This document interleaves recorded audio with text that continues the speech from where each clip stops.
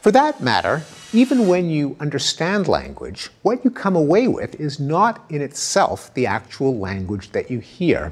Another important finding in cognitive psychology is that long-term memory for verbal material records the gist or the meaning or the content of the words rather than the exact form of the words.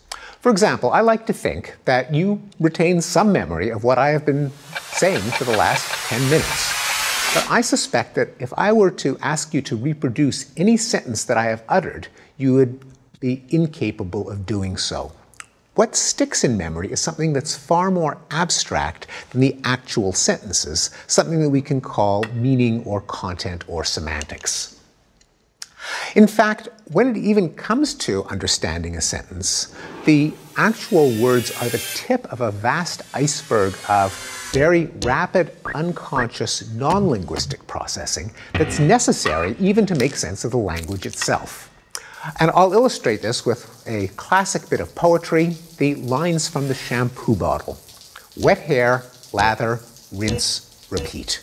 Now, in understanding that very simple snatch of language, you have to know, for example, that when you repeat, you don't wet your hair a second time, because it's already wet.